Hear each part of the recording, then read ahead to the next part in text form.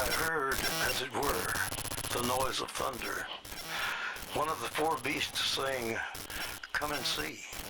And I saw, and behold, a white horse. One night, I'm leaving a bar all jacked up on coca, and I notice this young girl on the corner, fine looking, maybe 20, 25. Take her up to my place, we do the deed, pay the bill. She's putting on her shoes, and I notice something. I notice her foot. She's got these little pink cat faces painted on her toenails. And it hit me. She's not 25. And she glances up and our eyes connect. And it was like I was granted a glimpse into her soul. And all I saw was sadness. Welcome along, Sonia. Absolute joy, absolute pleasure. So we met a couple of months back. I actually met you at Jamar's birthday party. Yeah, that was going back a year ago, actually. Yeah, about that now. It's been a long time. Long time. So I always wanted to reach out to you in relation to what work that you've been doing. I think it's absolutely fabulous work, especially around the kids, rescuing services and that. And you're running an event that's coming up soon. So tell us a little bit about what this event is and to the viewers exactly what you're doing and what you've done in the past. It's called Unchained, is that correct? Correct, yeah. It's the Unchained Rescue Gala. Awesome. How did you come up with the word Unchained? Unchained. The children right now that are going through child trafficking and human exploitation, they're actually chained. They're bonded up in what they're involved in, unfortunately. And so where it came from is, me being a Christian, I went back to the book of Psalms. And if we look at Psalms 107:14, it talks about how God breaks the chains. And so I believe that there was no other thing named than Unchained, because we actually want to unchain these children from, generational curses and just in the industry that they're involved in. So it is my fourth event that I am, actually not I am, that we're holding. I don't like to use I am. I want to say that we are, because it's our event all in one. So it is our fourth event that we're holding. I've had other events in Sydney and in Melbourne as well. So that's where I got the Unchained. We just want to break just all chains from what's going on with these kids and actually bring them back to freedom, bring them back to healing, and bring them back to the lives that they should have sustained before all this. It's pretty powerful stuff. Yeah, and, yeah.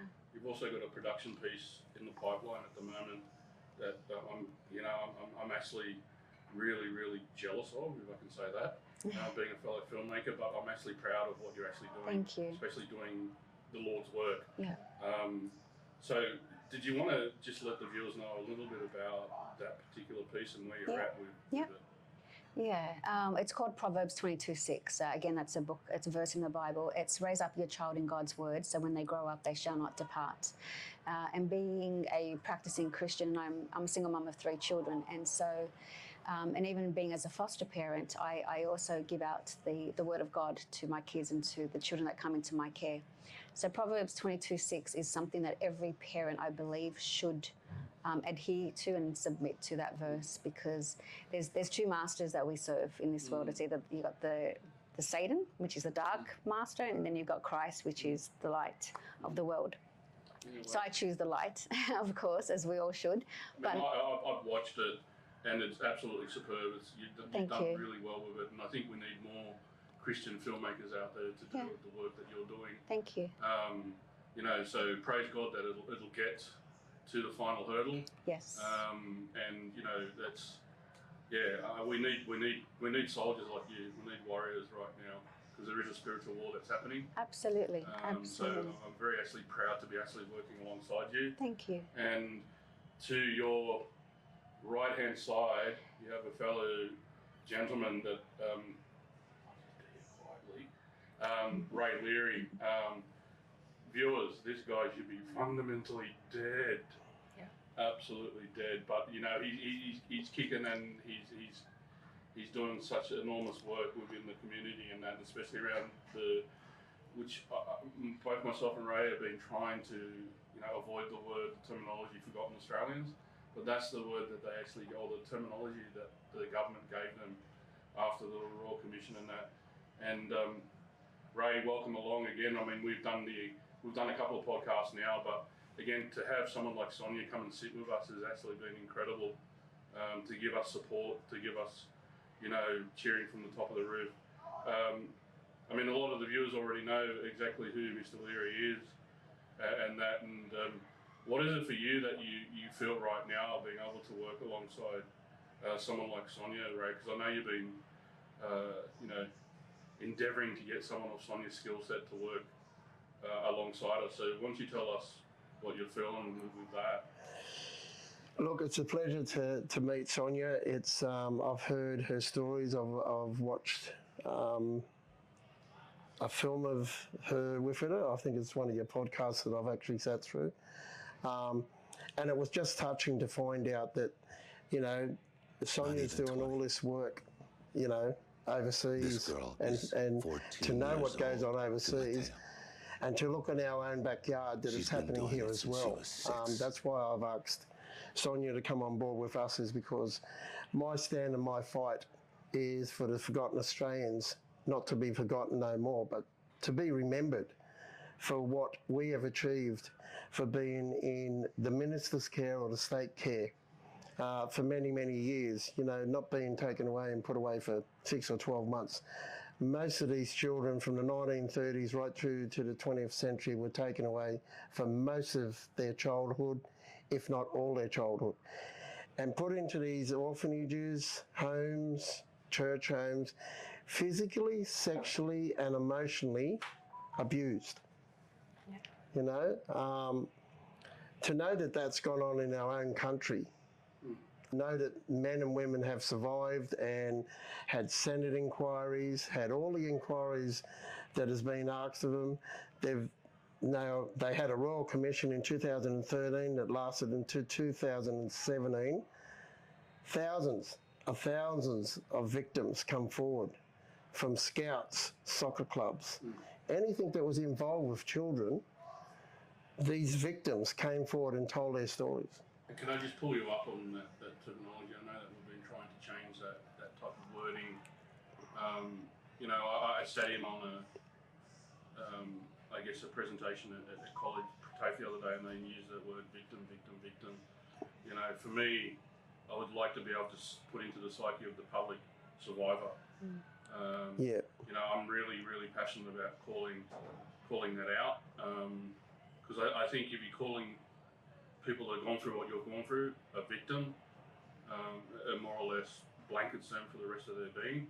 Yep. So, you know, that's the only thing that I, you know, would like to, you know, recommend to a lot of the viewers out there is actually don't call them victims. Let's start changing the wording to survivor. So yeah, that's the only thing that I you know, want to push back on.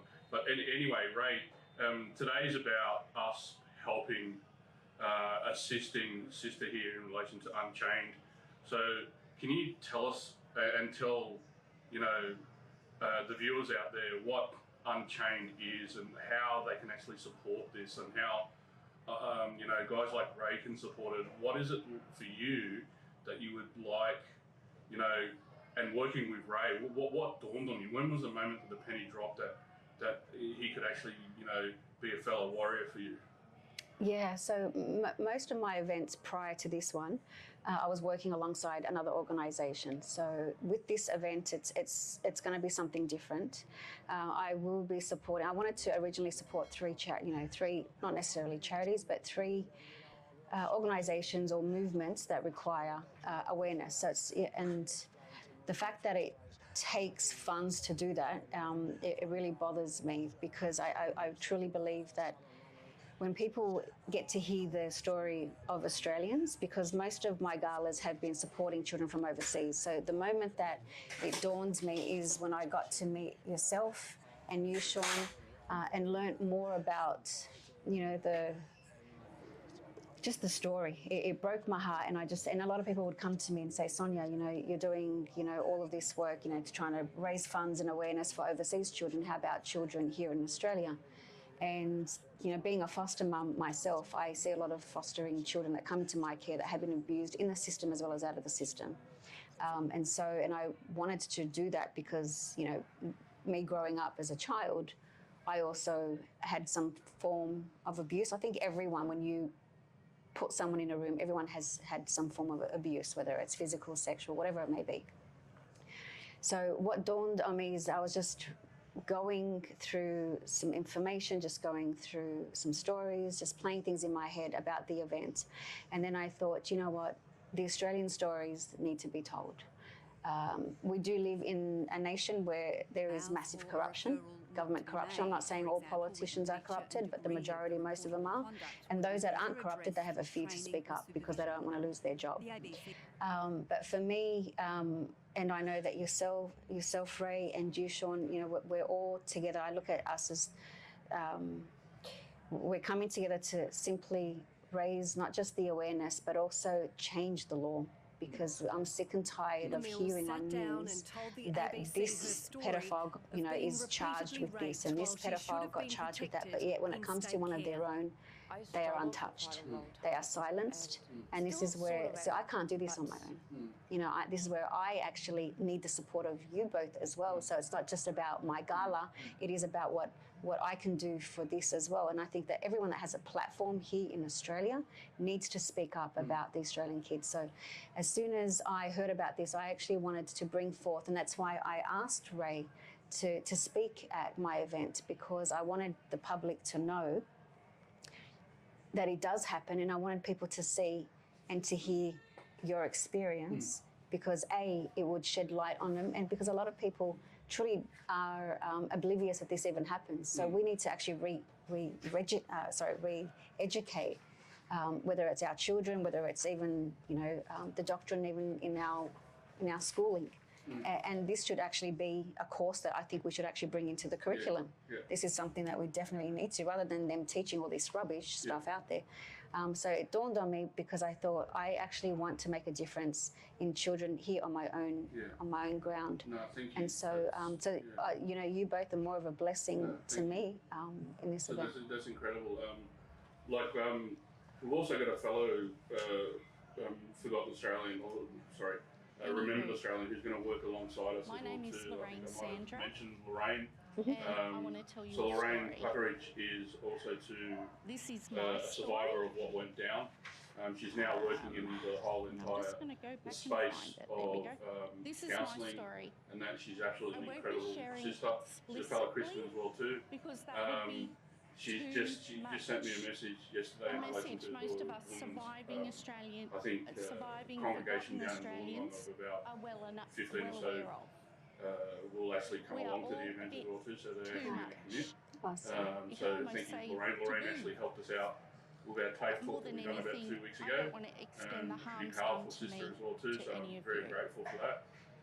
I'm sharing it with you because many of you will go Ray, on what is it to like work for in you community right now that you want to sort of also, I know that we've been mental working long and hard now over the child last couple of protection, years, and where you're at, housing, and there's a lot of and stuff that we domestic can't actually violence. get into You because will of meet legal people stuff.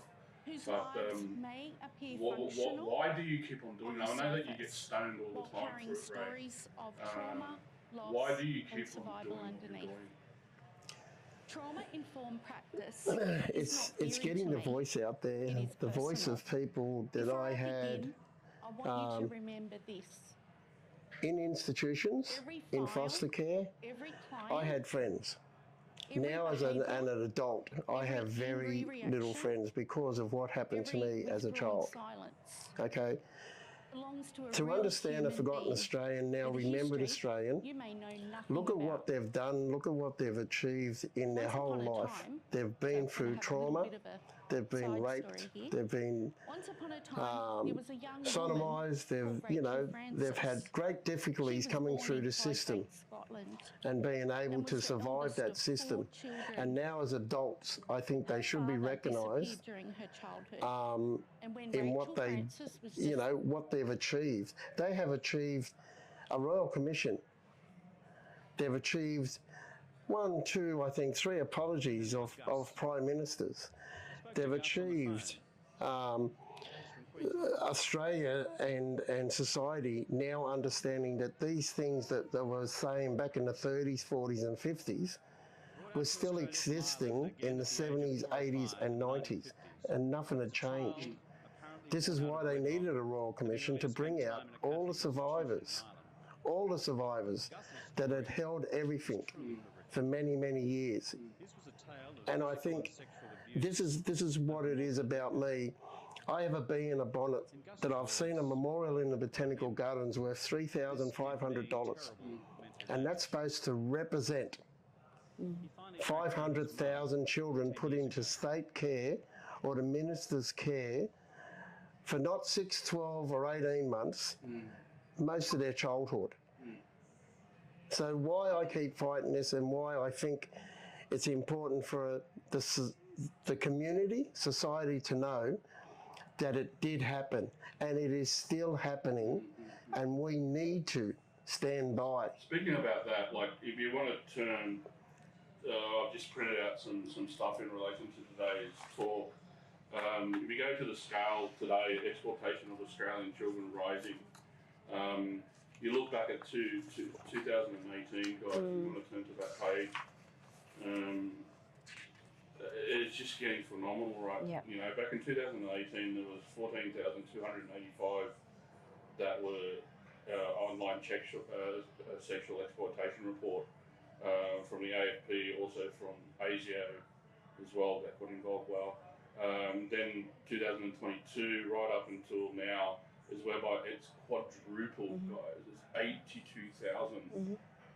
That's a jump of Just 40. like She's been doing it since she was 6. Looks at me, smiles, takes the money, walks out the door.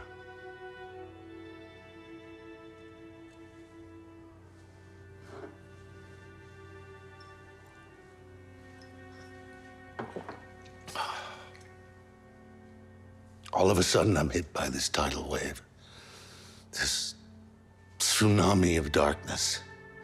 And I know I'm the sadness in her eyes. Me. I'm the darkness. Please let that sink in right now. So this is why I guess we're fortunate to be able to actually work alongside you, Sonia, to actually point this issue out. Like, it makes me really mad. And then you got the forced marriages as well. And it's no wonder the rise of One Nation is happening because, you know, you're having, you know, I guess non-Christians coming, and I don't want to make this an issue about that. It is now the most represented human trafficking. Let that sink in, guys. Yeah. You know, it is forced marriages right now. 118 per annum to 2,024 of forced marriages that are happening right now, guys. It's no wonder that, you know, it's easy picking. Forced marriage is when someone gets married without their full and free consent. It's been criminalised in Australia for over a decade, but nobody has been convicted until that you were this also year. looking at running. Is that correct, Sonia? Possibly in next year's in the state election. So we'll see how that goes. Well, let's pray yeah. God that, you know, someone like Yeah. yourself can actually step up to the plate. Thank you. We tried to get Thank Ray, you know, to actually come on board to do Yeah. that. But, you know, I think it was over one beer. And then She's been doing it since she was 6. Looks at me, smiles, takes the money, walks out the door.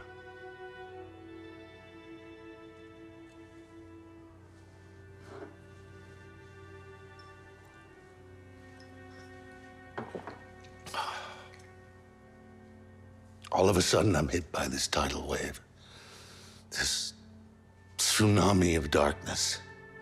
And I know I'm the sadness in her eyes. Me. I'm the darkness. All those years, and I was supposed to just fit in with an alcoholic father. I really wanted my mum and dad. Very abused and battered mother. I really wanted to be home with my mum and dad. So The state, as far as I'm concerned, has a lot to answer for, and this is why I want to fight more and more about this sort of thing, because it's still going on. We know it's still going on. It's just we have no people that want to stand up and fight for what we think is right. And this is the right thing to be fighting for. If there is a time to ask if God exists, that would be it.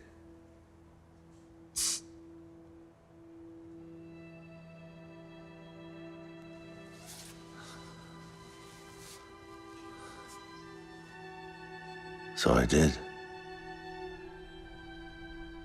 When God tells you what to do, you cannot hesitate.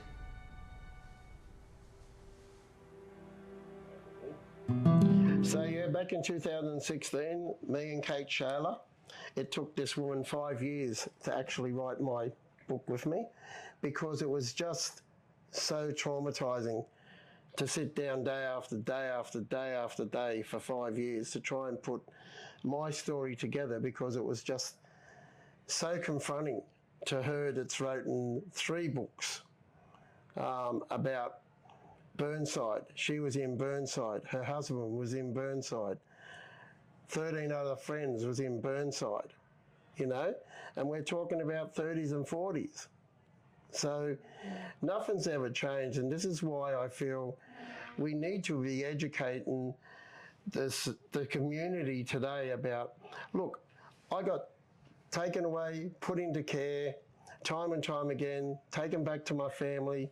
The dysfunctional family today kept taking me away, and so many other people kept going back to their same family too, right? So what DCJs need to do is learn off the remembered Australians and the stories we're telling them is, yes, it happened, and this is how it happened all those years ago. So what has changed? How can we help you go out and work in this job that you're picking to go in and help you better support families and children? Families and children, mums and dads, grandparents, you know? Wagging school, was there such a thing today? Kids don't go to school today, and they don't get put away for 6, 12, 18 years of their life.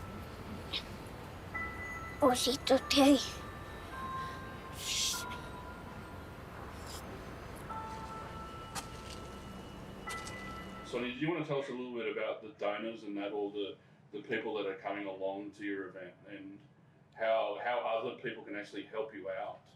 Yeah, well, the event's in 4 weeks' time, so any assistance, you know, even just sharing the event. We do have Barbara O'Neill and Michael O'Neill coming along to the event.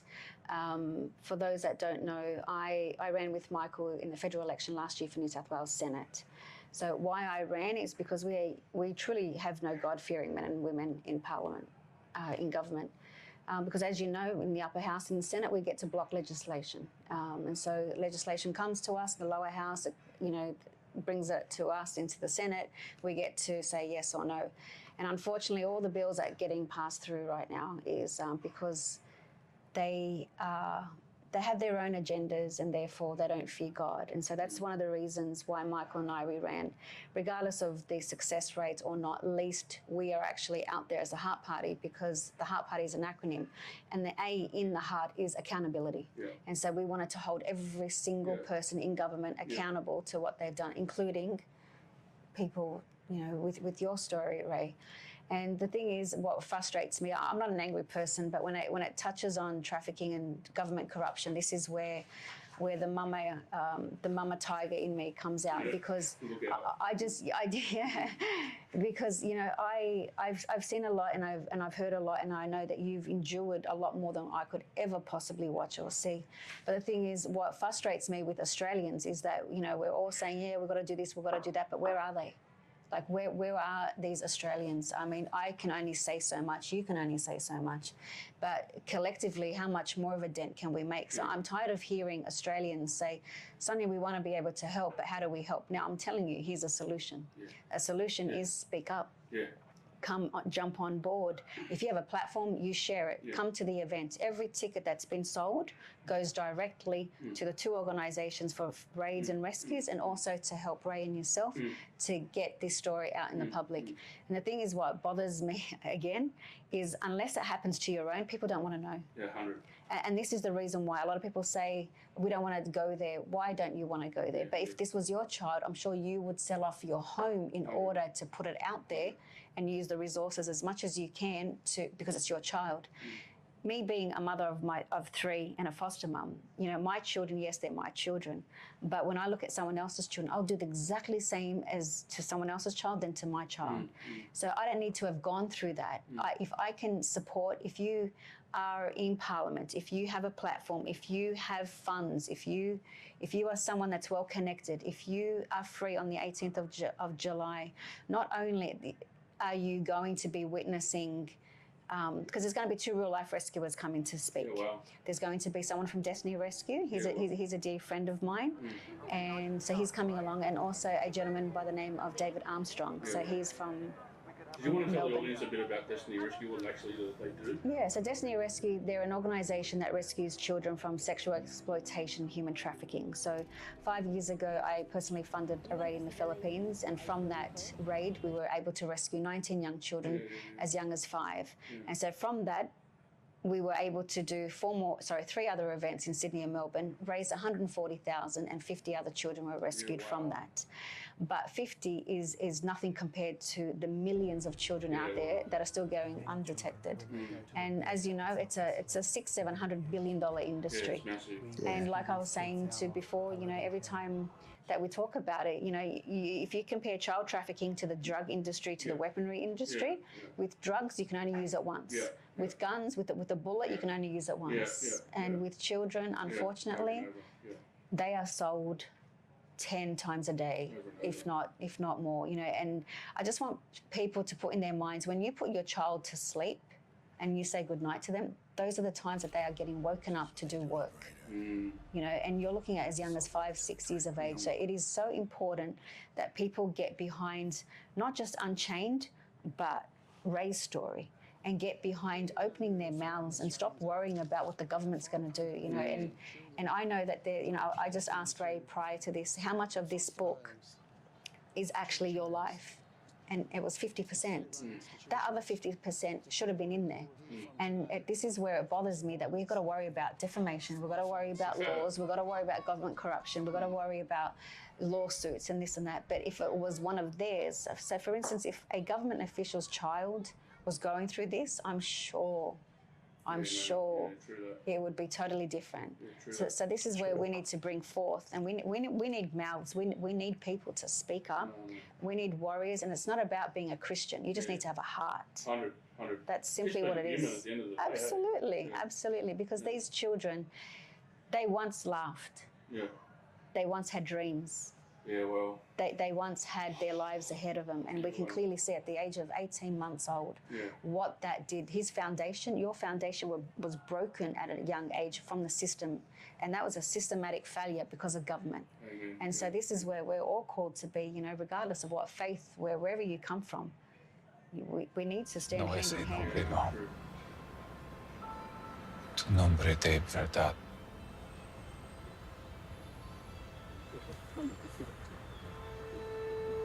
Miguel.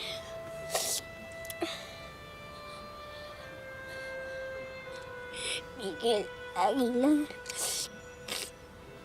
Mucho gusto, Miguel. Ven conmigo.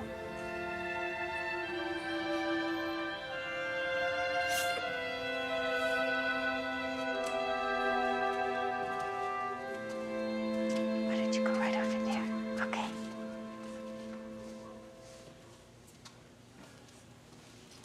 He has lacerations. I just think the more we talk about this, the better it is.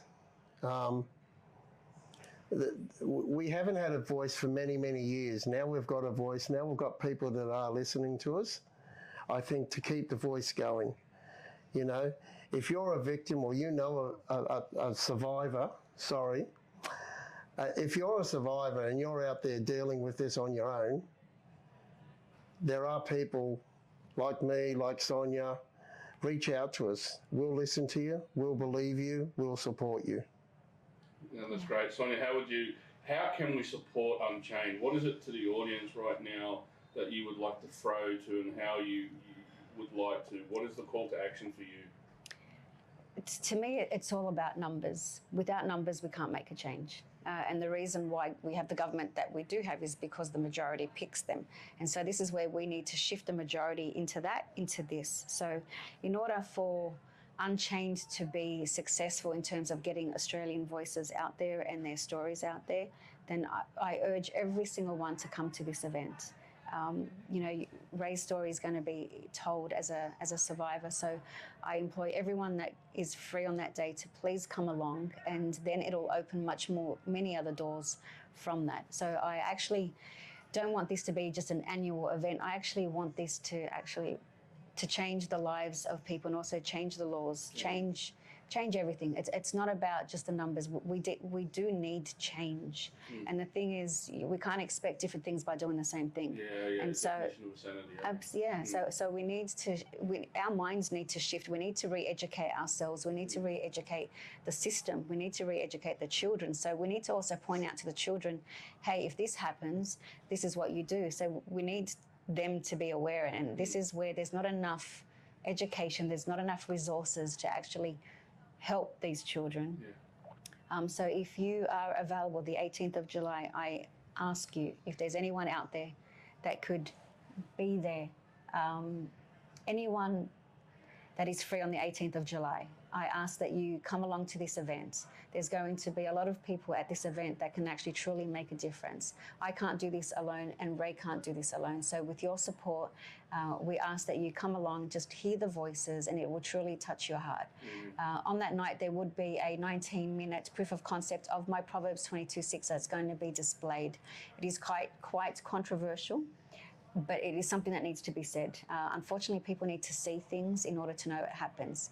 So for us to know that it really happens, you need to actually see this. And in order for you to see this, you need to attend. You need to be present. So I just ask that you all come to this event so it can actually open doors and less children stop being trafficked. Sonia, I'd like to say thank you so much for joining us here today. It's been great. Sonia, how do people get to the event? Is there a link anywhere that we can get hold of, or is there any information that we can get hold of? There is on my social media links. I don't know how we're going to distribute that, but there is a link. My Instagram is Sonia_with_an_I, and the ticket link is in my bio. But you're more than welcome to reach out to me personally. Great. And I can direct you. That's great, no awesome. Guys, thank you again, Ray. Heaps of work to do, brother, but thank you again. And guys, please also like and share this podcast. It's one of many that myself and Ray are going to be doing. But again, Sonia, thank you so much. Tengo un hijo de tu misma edad. Se llama Kayla. Yo me amo Tim Ballard. Pero